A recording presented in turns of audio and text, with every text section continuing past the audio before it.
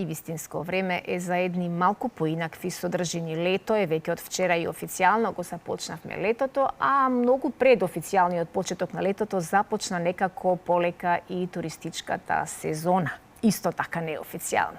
На темата може ли Македонија да живее од туризам, ова утро наш прв гостин, поточно гостин на нашата колешка Оливера, е Аркан Керим, председател на Туристичко-угостителска комора. Добро утро, господин Керим. Добро утро, благодарам на поканата. Драго ми е што сте наш гостин и сите некако во овие месеци од годината, Оле, чувствуваме дека ако веќе не го испланиравме, 5 до 12 мораме да го испланираме нашиот одмор за да отпатуваме. Можеме ли да ја прогласиме официјално за отворена туристичката сезона? Одамна е отворена. Сега само официјално, значи влеговме календарски во летото, да. Так. Дали нешто може да ве послужиме од нашата скромна понуда, кафе, чај? Но кафе ако може. Кафе. Исто еспресото беше одлично. Да. Турско или македонско? Еспресо. Македонско.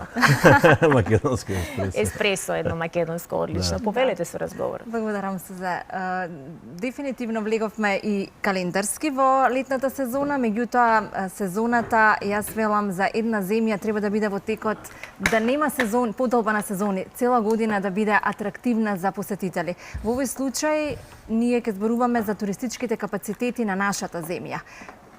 Бројките си го кажуваат своето, но дали е доволно Македонија како дестинација истражена, посетена од странски туристи?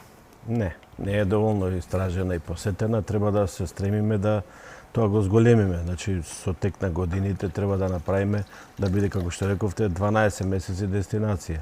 Значи, Македонија има преубава дестинација, значи имаме и зимски планински центри, имаме и летни, значи езера имаме кањони, имаме преубави градови со многу историја во нив. Рурален туризам. Руралниот туризам не би се сложил дека го имаме, бидејќи знаете како, колку активни села има во Македонија што живеат 12 месеци? 2. А вие се одите во Италија, ќе одите, например, на зимување, во сите селца имате Прада, Луи Витон, дуќани, а ние овде немаме, значи, активни села. А зошто немаме, прашањето? Па сега, зашто немаме? Треба да направиме некоја приказка за да ги вратиме. Се најдобра приказка би било да го направиме тоа во тиквешијата. Некако да се направат мали семејни хотели, ресторанчиња и вино имаме преубаво, со тоа што можеме да направиме преубав приказки и да привлечеме многу голем број на туристи кои што ќе ја посетат тиквечијата. Тоа може да го направиме. Така, ја затоа и ве поканив. Ја знам дека имаме. Македонија е преубава земја. Имаме можност, меѓутоа треба да се изреализира. Исто така ни требаат, значи, тие европски фондови кои што ќе бидат неповратни средства. Има многу големи средства кои што висат во воздух. Треба да почнеме со преговорите со Европската унија за да ни ги ослободат тие средства. По моја проценка се негде околу милиарда евра, со кои што ќе се поттикнати граничните региони како Дојран, Евгелија, како пример Крива Паланка, Куманово исто према Србија, Струга, Охрид. Со тие средства исто така може и тиквешијата да се стимулира и да се инвестира во поттикнување на зголемување на туристичкиот сектор и туристичкиот промет. Бидејќи, верувајте ми, туризмот носи многу средства, многу пари за економијата. Ако убаво се направат, убаво се распоредат ресурсите, може да стигнеме, значи, ние многу скоро до милиарда евра приход од туризмот и сите луѓе наши што одат да работат во Хрватска, во други дестинации, да не одат да седат тука они сами да го работат тоа, да се поттикнат, они да им се даде, значи, стимуланс да они го работат тоа. Искусни се работат таму, зашто да работи 120 дена без еден ден одмор, а овде ќе се биде сам газда на својот бизнис, ќе се отворат или ресторан, или мали семејни хотели. А ќе се биде и дома? И дома ќе се биде и ќе допринесува за државата. Која е причината поради која што ова теоретски не се примени во пракса? Па треба да се направи, значи тоа кажав, треба да ги ослободат овие европски пари, знаете, тие за да бидат стимул за се ова. Затоа се надеваме дека час поскоро ќе почнат овие преговори со Европската унија, ќе се ослободат тие предпристапни фондови за да можеме да да земеме, значи, кислород, што се вика во туризмот. Сега ние све сами инвестираме, сами ги правиме патиштата, значи, а кога може тоа Европа да ни го направи. Значи, може да се среди сето тоа и, верувајте ми, од туризмот убаво се живее, од прилика 50.000 луѓе кои што се во странство од Би се вратиле тука да работат? И па како нема да се врати, ќе си има свој бизнис, ќе добие, значи, неповратни средства за да направи, пример, мал семеен хотел од 10 соби, да му се отвори ресторан. И вие луѓето што транзитираат, што одат према Грција, низ Македонија, околу 4 милиони луѓе транзитираат годишно, рачунајте 300.000 да останат по 2 ноќи да спијат, тоа се 600.000 ноќевања кои што ќе не ни биле, а ќе ни бидат, ќе купат и неколку вина ќе си купат, ќе јадат многу убава македонска храна во гастрономски, ние гастрономски сме преубаво. Да, лидери може да кажам. Па, да ви кажам право, и со цени сме најефтини, и со квалитет сме најдобри, може да кажам и на Балканот. Верувајте ми, тоа што ние го имаме. Ја ви рекла и пошироко. Да, така е. Вие сиот живот работите во туризмот. Да. Значи, имавте и своја агенција, сега повторно во туризмот, со хотелот и слично. Меѓутоа и многу земји прошетано. Сигурно примерите од Турција и која што е врвна, нели, туристичка дестинација, може да ги пресликате тука за да се развие туризмот. Ги споменавте Охридско, Преспанско, Дојранско езеро, меѓутоа некако имам чувство дека Македонија живее само од туристичката сезона во Охрид. Не. Во Скопје има повеќе ноќевања од Охрид.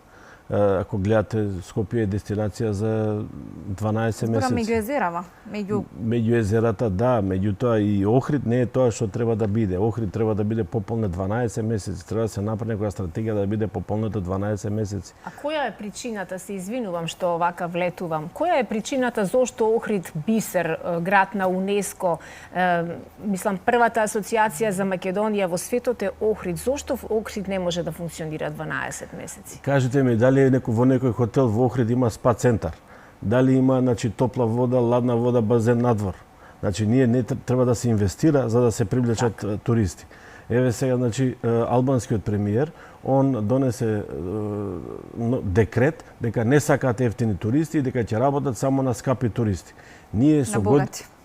Па тие трошат пари. Ние со години, значи, во Охрид немаме еден спа центар. Зашто луѓето одат во Бугарија или во Грција во спа центри, во термални бањи? Ние имаме, значи, овде Катланово. Можеме да направиме преубави ресорти, нема инвестиции, нема поттик. И за тоа, значи, иначе да има такви ресорти, еве сега се градат неколку ресорти во Охрид, се надевам поскоро ќе се направат и тие ќе бидат полни 12 месеци, бидејќи за такви ресорти има гости. Во другите хотели нема инвестиции, знаете како треба да има стимул. Сакаме со она што некогаш се направило, со тоа да заработи. Може на стара слава да се живее. Апсолутно се согласувам. Пред 20 и повеќе години јас прв пат заминав, нели, во Анталија, конкретно во Турција, и бев чуденевидена колку покрај секоја зграда имаше базен. Тоа е, нели, бидејќи премногу топло, а да не зборам за сите хотели.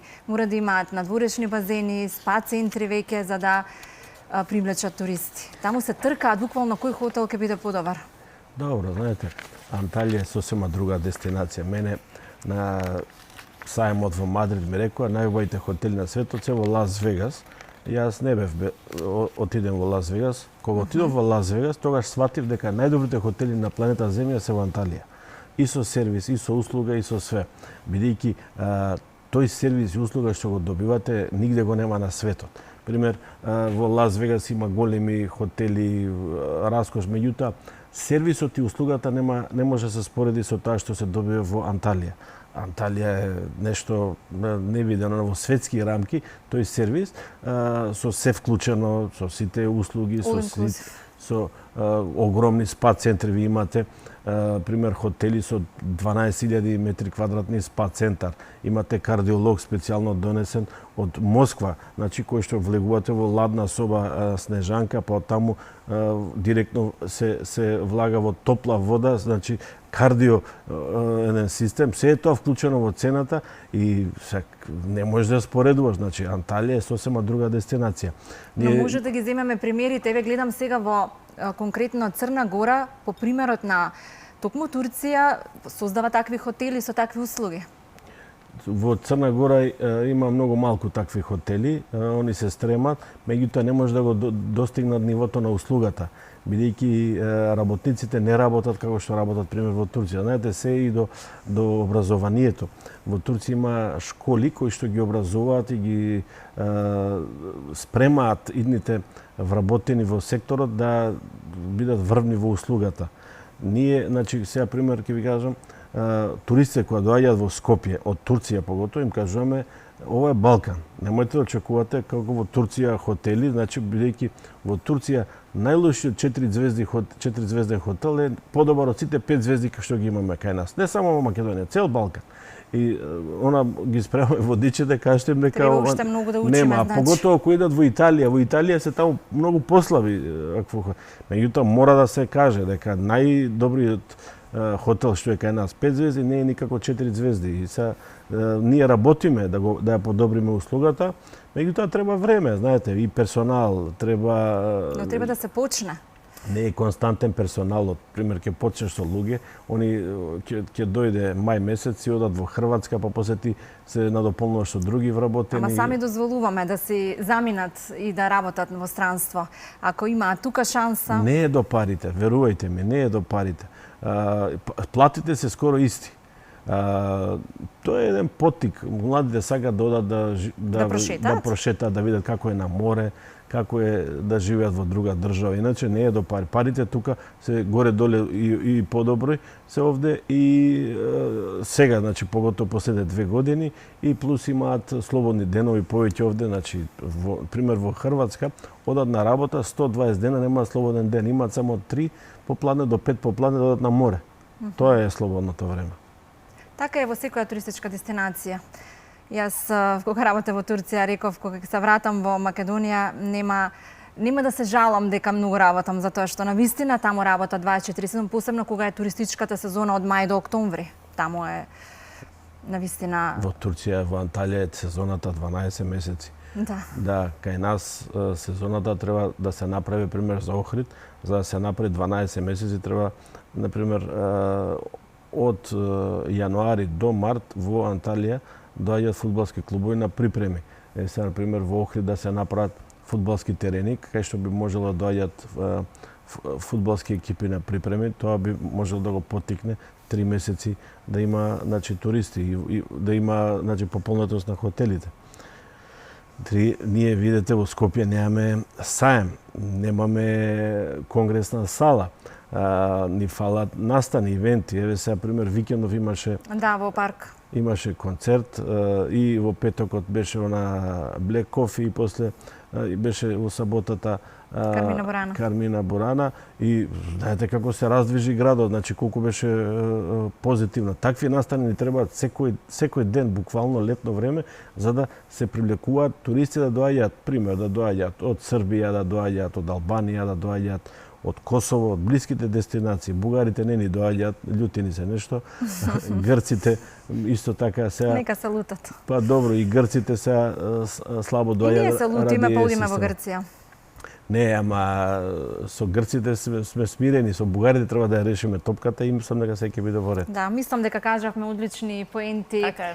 И се лежи во инвестицијата, се лежи во планот, стратегијата, а дека имаме шанси да израстеме во голем туристички центар како земја, што да понудиме имаме. Може немаме море, но дефинитивно имаме 50 планини, имаме многу археолошко, културно наследство и треба да го искористиме тоа.